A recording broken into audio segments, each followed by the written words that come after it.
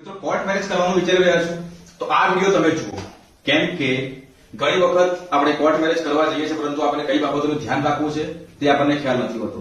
તો સૌપ્રથમ court marriage કરવા માટે જે આપણી પાસે લાયકાત હોય તે છે આપણી ઉંમર. એટલે ઉંમર છોકરો હોય તો તેની 21 વર્ષ પૂરી થઈ જવી જોઈએ, છોકરી હોય તો 18 વર્ષ પૂરી થઈ જવી જોઈએ. આ તમે 18 વર્ષ ને 21 વર્ષ પૂર્ણ થઈ ગયા છો તેનું પ્રૂફ માટે તમે બર્થ સર્ટિફિકેટ અને એલસી એટલે કે શાળા છોડાયેલું જે પ્રમાણપત્ર છે તે ત્યાં તમારે આપશું, કેમ કે ત્યાં તમારી જે જન્મ તારીખ હોય છે તે લખેલી હોય છે.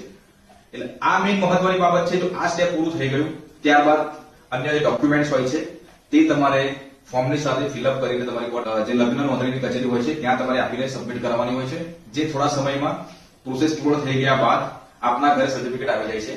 મિત્રો, કોર્ટ મેરેજની વધુ જો માહિતી આપણે મેળવવા માંગતા હોય તો કોમેન્ટમાં મને જણાવો, હું તમને ત્યાં રિસ્પોન્સ કરીશ. અને આ વિડીયો તમારા મિત્રો સાથે શેર કરજો. જય હિન્દ.